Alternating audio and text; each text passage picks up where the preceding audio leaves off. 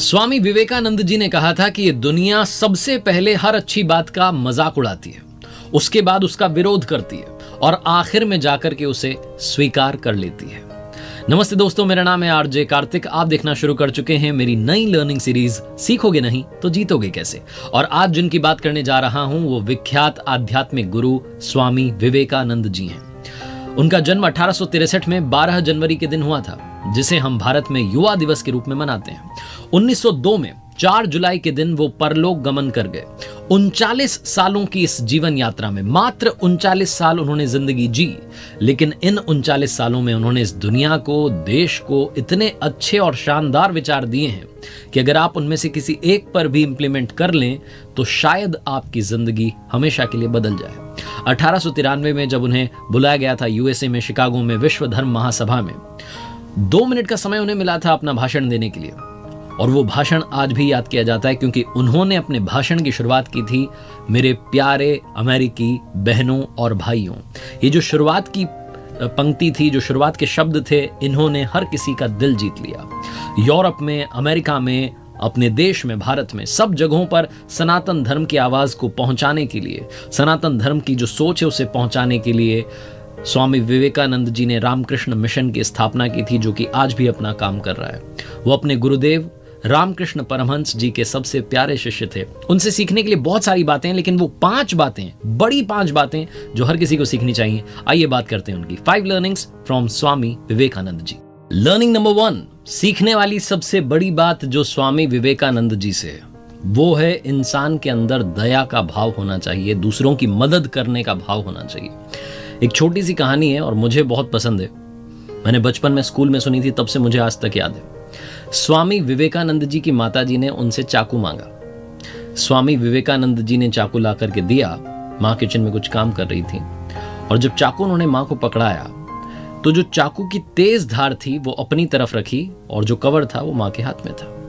माँ ने जैसे ही चाकू अपने हाथ में लिया कहने लगी कि बेटा तू तो बड़ा होकर के बहुत लोगों की मदद करेगा, बहुत लोगों का प्यार पाएगा। स्वामी विवेकानंद जी ने पूछा कि ऐसा क्यों माँ? तो माँ ने बताया कि तूने ख्याल रखा कि तेरी माँ को चोट ना लग जाए। जिस तरफ धार थी, तेज धार, अभी तो तू छोटा सा बच्चा है, तुझे इस बात की समझ है कि उस धार वाले हिस्से को तूने अपने हाथ में रखा और कवर वाला जो हिस्सा है वो मुझे दिया। स्वामी विवेकानंद जी का जीवन इस छोटी सी घटना से ही समझ में आता है कि कितने दयालु थे। उनके अंदर दया का भाव बहुत ज्यादा था। ये छोटी सी जो घटना है, जो कहानी है, हम सबको सबसे बड़ी बात सिखाती है कि आपके अपने परिवार में, अपनी फैमिली में, बच्चे बड़े, कहीं कोई ऐसी घटना होती है जो उन्होंने कोई अच्छा काम किया है तो आप उसे प्रेज कीजिए, उसकी तारीफ कीजिए, ताकि आगे चल कर के वो और ऐसे अच्छे अच्छे काम करें और अच्छे इंसान बने। सबसे जरूरी है हम इंसानों में इंसानियत का होना। Learning number 2, focus on your target. अपने लक्ष्य पर ध्यान लगाइए। स्वामी विवेकानंद जी की कही हुई बात बहुत ज्यादा पॉपुलर है, उठो जागो और तब तक मत रुको जब तक कि लक्ष्य की प्राप्ति ना कर लो। इस पर भी एक छोटी सी कहानी है। स्वामी विवेकानंद जी अपने आश्रम में विश्राम कर रहे थे, तभी एक आदमी है और आकर के कहने लगा कि मुझे स्वामी जी से मिलना है, बहुत जरूरी बात है, उनसे पूछनी है। स्वामी जी जब जगे तो उनके चरणों में गिर गया और कहने लगा कि मुझे समझाइए, जिंदगी में कैसे अपनी मंजिल तक पहुंचूंगा, मैं सक्सेसफुल नहीं बन पा रहा हूं, जो चाहता हूं वो मिल ही नहीं रहा है। स्वामी जी ने तब उस व्यक्ति से कहा कि एक काम करो, ये मेरा पालतू कुत्ता है, इसको थोड़ी देर के लिए घुमा करके लाओ, फिर तुमसे बात करते हैं। वो जो व्यक्ति था वो उस कुत्ते को लेकर के घूमने के लिए गया। जब वापस आया तो स्वामी जी ने उससे 2 सवाल किए। पहला सवाल था कि तुम तो बिल्कुल भी थके हुए नहीं लग रहे। दूसरा सवाल था कि कुत्ता जो इतना हाफ क्यों रहा है। उस व्यक्ति ने कहा कि स्वामी जी मैं जब बाहर गया तो मैं सीधा अपने रास्ते पर चल रहा था, थोड़ा सा घूम करके वापस आ गया, जबकि ये जो आपका कुत्ता है ये इस तरफ उस तरफ जहां कोई चीज देखता था दौड़ने लग जाता, इसीलिए ये दौड़ने की वजह से ये दौड़ता जा रहा था, इसीलिए ये हाफ गया है। स्वामी जी ने कहा बस इसी घटना में तुम्हारे जीवन का सार है। तुम्हें तुम्हारी मंजिल सामने दिख रही है लेकिन तुम भी उससे भटक जाते हो, कभी इधर कभी उधर, कभी दूसरा टारगेट, कभी तीसरा टारगेट बनाने लगते हो और जहां पहुंचना है वो एक चीज जो तुम वाकई दिल से पाना चाहते हो वहां तक पहुंच ही नहीं पाते। अगर तुम ऐसे ही दौड़ते रहोगे तो बड़ी थोड़ी सी वॉक में, छोटी सी देर में, छोटी सी डिस्टेंस कवर करने में तुम हाफने लगोगे, लेकिन अगर सीधे चलते रहोगे तो मंजिल पर पहुंच जाओगे। ये कहानी, ये घटना भी यही सिखाती है कि जिंदगी में अपने गोल की तरफ फोकस कीजिए, डिस्ट्रैक्ट मत होइए। कई बार हम दूसरों की बातों में आकर के ऐसा सोचते हैं कि इसने तो इस फील्ड में अपना नाम कमा लिया, मुझे भी इधर ही जाना चाहिए। बहुत जल्दी डिस्ट्रैक्ट हो जाते हैं, फिर पता चलता है कि वो हमारे काम का नहीं था और जहां हम जाना चाहते थे वहां जाने के लिए देरी हो गई। लर्निंग नंबर 3, सीखने वाली तीसरी सबसे जरूरी और सबसे बड़ी बात। हो सकता है आप कहें कि तो मालूम है हमें, इसमें क्या सीखना है, लेकिन आज के जमाने को देखते हुए मुझे लगता है कि ये सबसे इंपॉर्टेंट लर्निंग है। रिस्पेक्ट विमेन, नारी का सम्मान हमेशा होना चाहिए। स्वामी विवेकानंद जी की एक घटना है, वो देश विदेश में प्रचार कर रहे थे सनातन धर्म का और लगातार अपनी बात रख रहे थे, उपदेश दे रहे थे। दूसरी कंट्री में थे, वहां बहुत सारे लोग उनसे मिलने के लिए आए हुए थे, उनका दर्शन करने के लिए आए हुए थे। एक महिला उनके पास में आई, उस देश की महिला थी, फॉरेन की, और वो लेडी आकर के कहने लगी कि मैं आपसे बहुत इंप्रेस्ड हूँ, आपके थॉट से बहुत इंप्रेस्ड हूँ, आप बहुत अच्छी बात करते हैं और मैं आपको अपना पति बनाना चाहती हूँ। जहां उस महिला ने प्रपोज किया शादी के लिए, स्वामी विवेकानंद जी ने कहा कि ऐसा कैसे हो सकता है, मैं सन्यासी हूं और अगर आप मुझसे इंप्रेस्ड हैं तो एक काम कीजिए, आप मुझे अपना बेटा बना लीजिए, इससे मेरा सन्यास भी नहीं टूटेगा और आपको मेरे जैसा बेटा मिल जाएगा। जहां उन्होंने ये बात कही, वो महिला स्वामी जी के चरणों में गिर गई और कहने लगी कि वाकई में आप ईश्वर के समान हैं, ऊपर वाले के समान हैं, जो कभी भी अपने धर्म के रास्ते से विचलित नहीं होता, डिस्ट्रैक्ट नहीं होता। ये छोटी सी घटना हम सभी को एक सबसे महत्वपूर्ण बात बताती है, सबसे इंपॉर्टेंट बात सिखाती है। जिंदगी में हमेशा नारी का सम्मान कीजिए, क्योंकि उन्हीं की वजह से आज हम सब इस दुनिया में हैं। लर्निंग नंबर 4, जिंदगी में अपने मेंटोर्स की हमेशा वैल्यू कीजिएगा। अपने गुरु को कभी भूलिएगा मत। आज के ज़माने में बहुत सारे लोग जब पोजीशन पर पहुंच जाते हैं, उन्हें लगता है कि अब मेंटोर से क्या काम है, उन्होंने सिखा दिया, हम आगे बढ़ गए, उनका काम था सिखाना, भूल जाते हैं।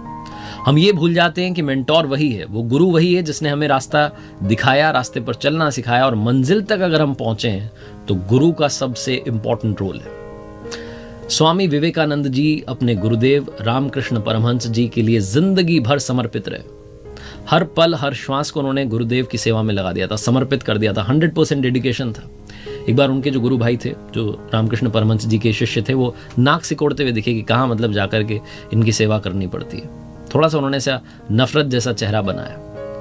तो उस दिन से स्वामी विवेकानंद जी ने कहा, मैं बाकी सारे साथियों को भी पाठ पढ़ाऊंगा। जो गुरुदेव की थूकदानी थी, जिसमें कभी कफ होता था, कभी ब्लड होता था, उस सबको वो बाहर जाकर के साफ करके लाते थे, बर्तन को वापस रखते थे। हर चीज से गुरुदेव की वो प्यार करने लगे, हर चीज में वो अपने गुरुदेव को देखने लगे, हर पल हर श्वास को उन्होंने गुरुदेव की सेवा में लगा दिया था। रामकृष्ण परमहंस जी जब अपनी जिंदगी की आखिरी सांसें ले रहे थे, जब जीवन के अंतिम क्षणों में थे, बहुत ज्यादा उनकी तबीयत खराब रहने लगी थी, उस वक्त भी अपने गुरुदेव के साथ रहते थे स्वामी विवेकानंद जी। ये वो समय था तब जबकि इनके खुद के परिवार का समय सही नहीं चल रहा था, इनकी फैमिली कंडीशन ठीक नहीं थी, तब भी अपने परिवार को छोड़कर अपने गुरु के प्रति लगे रहते थे, हर वक्त उनके लिए उनकी सेवा में हाजिर रहते थे। स्वामी विवेकानंद जी, जिनका मानना था कि मेरे गुरुदेव का जो अस्तित्व है उसको मुझे पाना है, उसमें विलीन होना है, और उसमें विलीन होकर के इस पूरी दुनिया में जो स्पिरिचुअलिटी है उसका प्रचार प्रसार करना है। लर्निंग नंबर 5, इंटेलिजेंट बनिए लेकिन ह्यूमर का साथ मत छोड़िए, हंसी मजाक करना मत भूलिए, क्योंकि कई बार हम बहुत सीरियस हो जाते हैं जिंदगी में, भूल जाते हैं कि हमने हंसना भी है, हमारी हंसी बहुत इंपॉर्टेंट है। स्वामी विवेकानंद जी एक बार विदेश में एक रेस्टोरेंट में डिनर कर रहे थे, उनके साथ में एक फॉरेन ऑफिसर भी बैठा हुआ था, और वो कहने लगा कि मैं किसी भी ऐसे रेस्टोरेंट में खाना नहीं खाऊंगा जहां पर कि एक सूअर और एक चिड़िया साथ बैठे हो। तो स्वामी विवेकानंद जी ने कहा, तो आपका मतलब है मैं उड़ के चला जाऊं? ये जो बात उन्होंने कही, हर कोई वहां पर ठहाके लगाने लगा, एक लाफ्टर का माहौल बन गया। छोटा सा किस्सा है, लेकिन सिखाता है कि जिंदगी में हंसी मजाक अगर आपको करनी आती है, अगर आपके अंदर वो ह्यूमर का एंगल है, लेवल है, तो आप जो ड्रामेटिक सिचुएशंस होती हैं, जो ऐसी सिचुएशंस होती हैं जहां से बाहर निकलना मुश्किल लग रहा है, वहां पर भी आप माहौल को लाइट कर सकते हैं, हंसी खुशी के साथ में आगे बढ़ सकते हैं। अपने इंटेलिजेंस के साथ में ह्यूमर की धार को भी रखिएगा, ये आपको और अच्छा इंसान बनाएंगे। स्वामी विवेकानंद जी ने 5 कमाल की बातें कही हैं। पहली, चिंतन करो, चिंता नहीं, नए विचारों को जन्म दो। दूसरी, एक समय पर एक काम करो और उस काम को करते समय अपनी आत्मा को उसमें झकझोर दो, पूरी ताकत के साथ उस काम को करने में लग जाओ।